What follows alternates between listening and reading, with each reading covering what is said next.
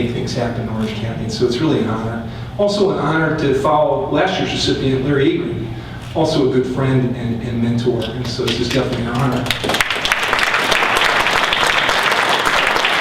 Thank you, Dan, from the Democratic Foundation for everything you do, and I really appreciate this. I used to be the young guy in the room. Now I'm the old guy that give awards to and put out the pasture. Kind of an awkward thing.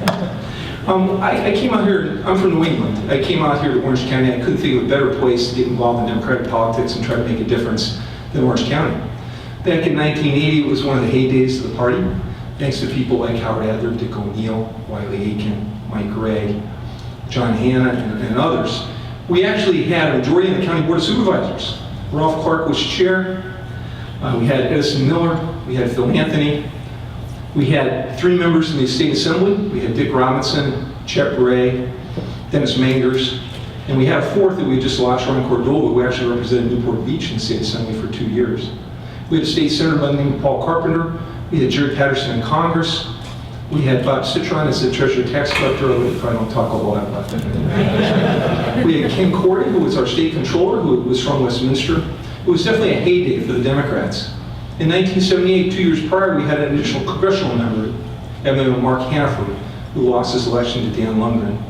And we actually had more Democrats than Republicans in Orange County for a short period of time, thanks to Frank Barbero, who was chair back then, in 1978. And then everything started to crumble. Jimmy Carter got 23% of the vote in Orange County, and Ronald Reagan years were not kind to us. And by 1986, we had lost everything.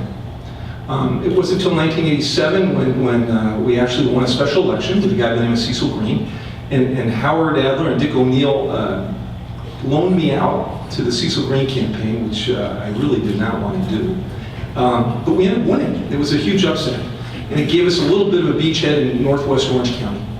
We came back a few years later with Tom Lumberg and beat an incumbent, Governor Kirk Pringle. You may have heard of him. Popped up 2 years later after reapportionment. We couldn't get rid of him. But then Loretta comes and beat one Bob Dornan, who had beaten my former boss, Jerry Patterson. That was a great revenge. It was a great job, ran a great campaign, especially with Wiley Aiken's help. And then a few years later, we ended up with Joe Dunn winning an upset against an incumbent Republican, Rob Hurt, who was the minority leader in the Senate, and also Lou Correa winning a seat too, beating Jim Morrissey. And then gradually we've come back. And now in Orange County, we're rolling.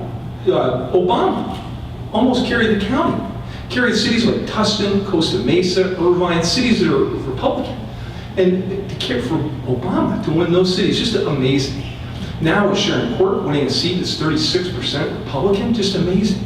So we're back, and it's exciting to be part of that. And groups like this and everybody in the room making the things happen to do whatever it takes to bring the Democrats back to the point where we're the majority in a number of cities, as Dan mentioned earlier, and every day getting stronger and electing people like Tom Daly, who's making things rock and roll in Sacramento. It's exciting.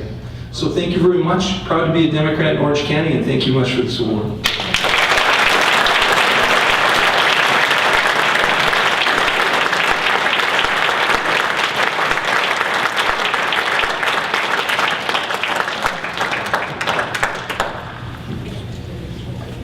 If you aren't yet a member of the Democratic Foundation of Orange County, the address is www.dfoc.com. Please feel free to join us. Also, please feel free to call me anytime. I'll be happy to go out to lunch with you and tell you what a joy it is to be a member of the foundation. 714-505-4872. Thank you for joining us. This meeting is adjourned.